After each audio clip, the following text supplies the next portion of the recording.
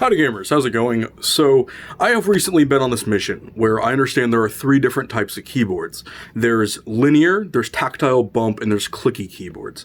And I have tested a lot of different keyboards and I'm trying to find the best one of each kind. And during that adventure, I specifically have a love towards tactile bump. I like it tactile, but I like it being more soft. At least historically, that's what I've liked. My opinion's changed quite a bit recently, though, and then I've been much more open to both clicky and linear switches. I should also clarify, too, that if you saw my collection video, you'll notice there's a lot of Cherry MX products. And don't worry, I've now gotten to the point where I realize that Cherry MX is ass. It's just dog shit. They're trying to do something that by design is supposed to be linear, and they're putting out a lot of tactile and clicky products, even though the mechanisms they use are very poor at doing that. The quality-wise, for their linear switches, however, which is what they're designed for, have gone down quite a bit. I feel like Cherry MX's success was a very strange thing, and I actually don't think it was due to them being the best option. It actually came from them having a very strong market hold in mechanical keyboards very early on, and then somehow there was this rise in mechanical keyboards for gaming because they realized the precision that could come in it, and then Cherry MX had a very wide array of stuff already ready. However, stuff's gotten quite a bit better recently, and for the most part, the only time people are using Cherry MX now is when they're actually uneducated on what's good. And I actually, not until I think about 4 or 5 months ago, figured that out. Specifically though, the first mechanical keyboard I ever owned had Halo True switches. That was a pretty solid switch and I liked it a lot, and then I immediately started using Cherry MX because I thought that's what you were supposed to do, and it really isn't. And so I'm sorry this has such a backstory because it really shouldn't, and I try to keep my videos to a point, but I feel like it's actually necessary for this video and why I purchased this keyboard. So I started looking elsewhere. I was doing a lot of research for the best linear switch, and pretty easily you can notice that it's going to need to be some sort of contactless switch, because the less mechanical parts that are happening to rub against each other, the smoother an experience is going to be. You're left with these optical switches like has Razer's done, or the Hall effect things other companies have done, like the SteelSeries Apex Pro, and also stuff that like Wooting 1 has done. There are the bloody keyboards. There's a good couple examples now of very nice linear switches. But the issue is, though, that they're kind of expensive for the most part, especially not even the parts they use anymore, but the processing power it takes to develop a switch for that has been very difficult. But engineering in that side has came very, very far in even the last about year or two. And also something I'd like to talk about is Razer. Razer is a company that I have historically shit-talked a lot. I think for the most part that they're fucking garbage, and they give you suboptimal products to a premium just because their marketing is so strong. However, they've still done some good things, and I think Razer is largely to be thanked for, probably more than anyone else, for actually popularizing mechanical keyboards for gamers. I'm using that word literally unironically because they were some of the first people to really push a premium peripheral product. And I think that after a year or two of them doing that, they realized that they had such a large market hold. They realized that it actually wasn't in the engineering of the product, it was in their marketing. So they pulled away on, I think, a lot of the high quality production stuff and started making more dog shit stuff. Because if you look at stuff like the Razer Black Widow keyboard, which is maybe responsible for how popular mechanical keyboards are now, and really kickstarted a lot of it. I'm sure that's going to be controversial. And they also did stuff like the Razer mice, like the Razer Death Adder mice, which kind of, once again, pushed stuff in the right direction. And also something else they made was the Razer Panthera fight stick, which I think opened the door for a lot more companies to start producing fight sticks.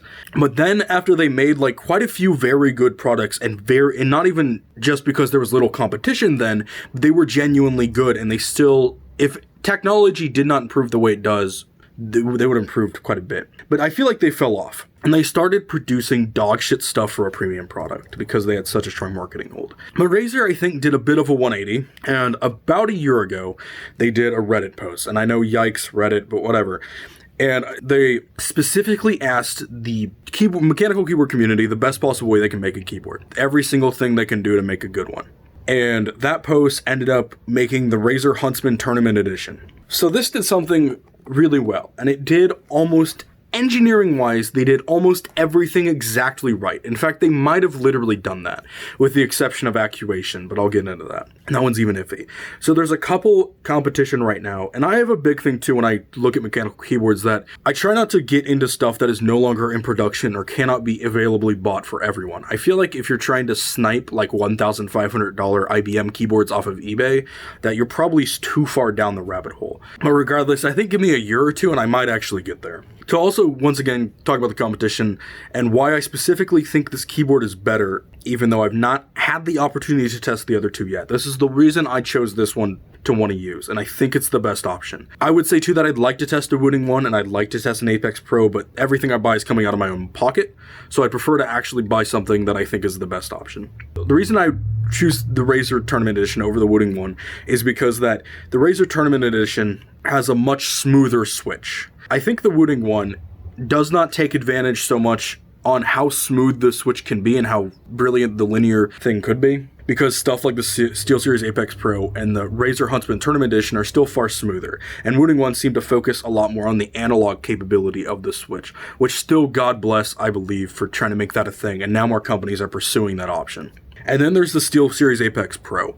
A couple reasons that I did the Razer Huntsman Tournament Edition over the SteelSeries Apex Pro, and it was a very, very close decision. And the big reason for that is that I immediately wrote off Razer is not even an option. And so I did a ridiculous amount of research trying to find what the best linear switch would be, and I kind of landed on the SteelSeries Apex Pro. And the reason I immediately wrote off Razer is because I've talked about I really hate what they've done in recent years and a lot of the shitty stuff they've put out. And so I'm like, okay, SteelSeries Apex Pro is as smooth as Razer Huntsman Tournament Edition, but it isn't ran by Razer. And so there were a few issues with the SteelSeries. The first off, that there was kind of rough quality control issues that I read about it. One of the pretty solid ones that I think matters quite a bit is that it has unreplaceable single-shot ABS keycaps. And that's a pretty fucking dumb thing to do if you're a company. So if you're a keyboard enthusiast, you know that keycaps don't really fucking matter, because if you're going to really like the keyboard and use it for a while, you're probably going to replace them with your own thing anyways. So if they come with single-shot ABS, it's really not that big of a deal. Or sorry, pad-printed ABS is probably a better way to put it. But the issue is that they were unreplaceable because the LED lighting they were using under the keycaps made it so that way many of the keycaps would stick when you press them down, especially if you hit them from a poor angle. And another thing about the SteelSeries 2 is that it's quite expensive. You're talking about spending probably about $50 to $100 more depending on where you have to buy them from and their availability than the Razer Huntsman Tournament Edition. And also that the Razer Huntsman Tournament Edition is far more accessible than the SteelSeries Apex Pro. I don't know if it has anything to do with the current shit going on in the world right now, which it very likely does. But the SteelSeries Apex Pro, for me at least, was kind of hard to get a hold of and try to get the prices. So most of the stuff I was seeing was resell, and it was very dodgy on trying to get one. And another thing that I noticed is that the marketing that I hate so much by Razer, that even though I think they've made something really good, the marketing is still fucking cancer. The SteelSeries Apex Pro does it just as bad. Even though I think they're delivering a good product, they're both using this really shitty marketing, and a good example of that is that they're like, oh, this is 2 times faster actuation, which if someone doesn't know about keyboards, they're like, oh, this keyboard is 2 times as fast, and that isn't what it means. Actuation actually means is how light you have to press on the keyboard. So if you're gonna bottom out the switch anyways, it shouldn't fucking affect you almost at all. It can at times be even less than a millisecond of difference. It's absolutely minuscule. So I kind of realized, and I had to swallow my pride. I think this is the first time I purchased a SteelSeries product in about 5 or 6 years. But regardless, I think on the engineering side, they've done a lot right. And that if you strictly look at this keyboard as the keyboard itself, they've done a hell of a lot right. And I do realize recording this that this is about 12 minutes of explanation. I care a lot about mechanical keyboards. In fact, probably far too much. It's a weird hobby I've gotten into. And on my adventure I've already found the best tactile one, in my opinion, and I've tested way more tactile ones, which, if you're curious, it's topiary switches. And now I'm on to linear, but I had a lot to say about Razer in my adventure of trying to find the best one. The next one I'm going to be doing, before I get into the unboxing, the next thing I'm going to be doing is a clicky switch. I have also found what I think is my favorite clicky switch, but I don't quite have everything yet to review how to go about it. Hopefully pretty shortly after this video gets uploaded, I will. I'm very sorry for quite a long explanation. I feel like it may have been quite unnecessary. Regardless, I'm going to go ahead and get into unboxing this keyboard. Okay, sorry about the fuck piece of paper towel. That was my personal information I'd rather not share. And I'm going to actually get into unboxing this. So you'll notice on the front that some of the marketing's covered up, but I was talking about having a detachable USB-C, double-shot PBT keycaps. But what is really, really important is what's right here. And this is their linear optical switch. And so you'll see that they have bullshit marketing all around the box that honestly I don't give a fuck about. And it's once again just printed right here. You notice that they talk about something called Razer Synapse 3. Thankfully for me, I don't really fucking care about macros or RGB. I'm just going to use this keyboard entirely without the actual Razer Synapse 3. That's another pretty big complaint about this keyboard and kind of in general about every mainstream mechanical keyboard maker, is that they all have this fucking bloatware, and it's just a piece of shit. But I'm going to go ahead and open it. I was getting my knife out, but it seems like this tape actually has a nice little pull tab on it. Oh yeah, okay, wow. So, I've never actually seen that before, or at least that I remember. And this stuff to pull the tape off is actually quite nice, because I have stupid fucking orc hands that can't control the strength very well. So often when I pull off tape, I'll end up like fucking tearing off parts of the box. So that's pretty appreciated. Okay, now my orc brain is not, okay, I'm trying to be, okay. So yeah, come on now, there we go. So just pull this out. Honestly, I would like this keyboard better if it just came in this. I don't have all the bullshit marketing stuff. Okay, alrighty, there we go. So they've got a booklet of shit. What's going on here? Our pursuit of the competitive edge knows no bounds. Jesus Christ. I'm gonna fucking burn that shit. Who gives a fuck? Okay, but here's the money. It's this shit right here. So here's the actual keyboard. I'm just gonna get this shit out of its condom. Okay, so just immediately holding it, I noticed that there is almost no, maybe literally no flex, and it's very light, and it has a plastic base, which is actually my personal favorite thing.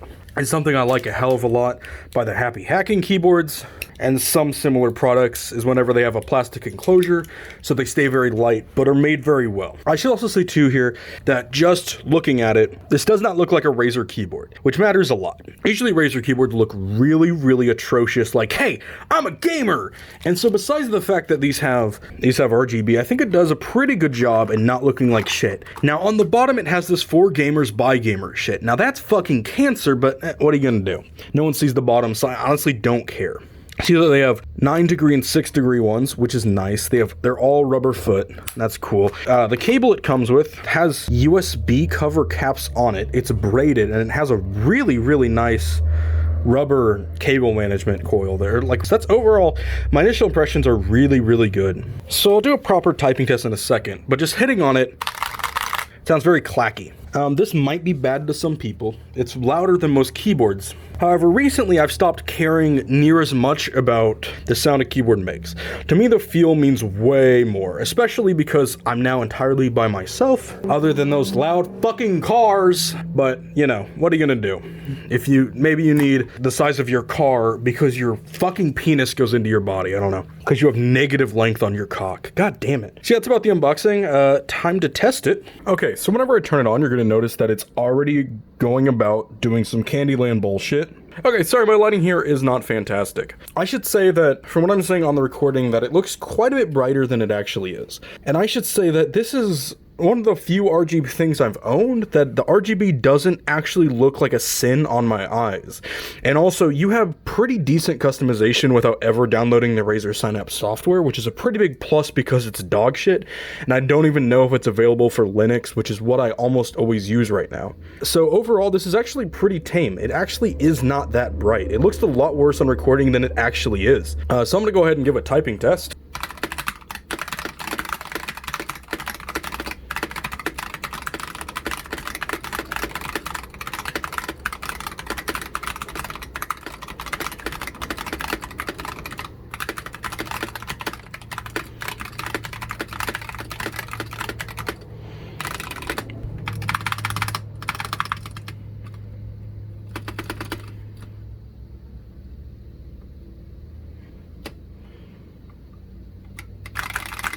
Alrighty, so my lights are back on, and what I'd like to do is demonstrate the key switch, which are extremely easy to pull out. I'm going to turn off the lighting, that way you can actually see it. Okay, so demonstrating even a random keycap, you will see that every single one has a stabilizer. And what this means is that even if I'm like purposely trying to bind and make the switch scratchy, let's say I'm like pushing towards a corner really hard on one side and I push down on the other, literally zero binding whatsoever. And the only thing it does, which is kind of funny, is does this.